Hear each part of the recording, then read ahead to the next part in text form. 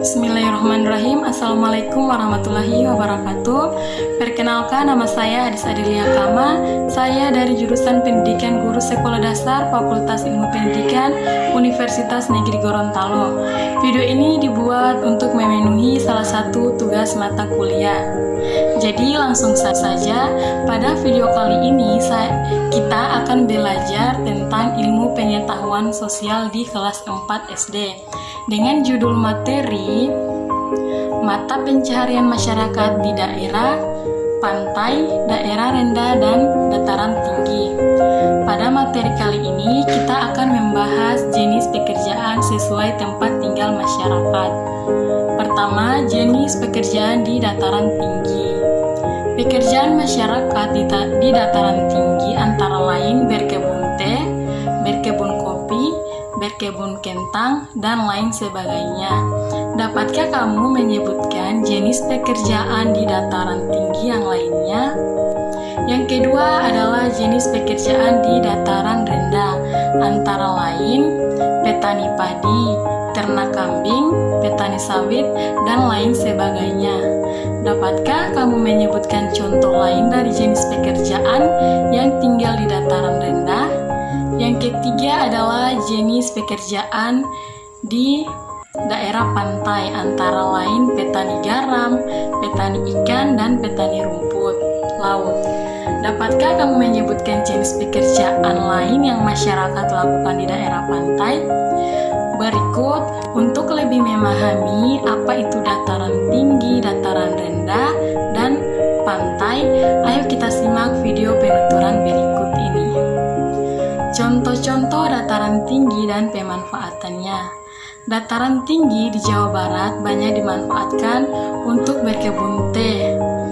Kemudian pertanian umbi-umbian seperti kentang banyak dibudidayakan di dataran tinggi, yaitu di Jawa Tengah.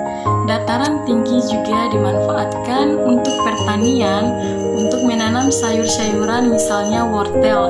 Adapun tanaman lain yang dibudidayakan di dataran tinggi adalah tembakau dan kopi. Selain dimanfaatkan untuk pertanian dan perkebunan, dataran tinggi juga dimanfaatkan sebagai tempat peristirahatan. Nah, yang berikut bentang alam dataran rendah dan pemanfaatannya. Dataran rendah merupakan wilayah yang berada antara 0 sampai 200 meter di atas permukaan laut. Dataran rendah banyak dimanfaatkan sebagai lahan pertanian dan perkebunan. Hal ini dikarenakan dataran rendah memiliki cukup banyak air dan suhu udara yang baik untuk ditanam. Biasanya tanaman yang dibudidayakan antara lain padi, jagung, buah-buahan, dan sayur mayur. Kota-kota besar yang berada di dataran rendah juga banyak membangun gedung-gedung bertingkat. Nah, sungai yang berada di dataran rendah juga dapat dijadikan sebagai sarana transportasi. Hasil perkebunan di dataran tinggi seperti buah dan sayur banyak dijual di pasar yang terletak di dataran rendah. Dan dataran rendah juga dimanfaatkan sebagai arena bermain. Nah, yang berikut bentang alam, pantai dan pemanfaatannya. Pantai merupakan daerah perbatasan antara daratan dan lautan. Sebagian besar wilayahnya berupa tanah berpasir dan karang. Pantai dimanfaatkan juga sebagai pariwisata. Pantai bermanfaat untuk sarana liburan keluarga dan biasanya banyak pengunjung pantai yang bermain, seperti membuat istana pasir. Pantai juga dimanfaatkan oleh nelayan untuk menangkap ikan.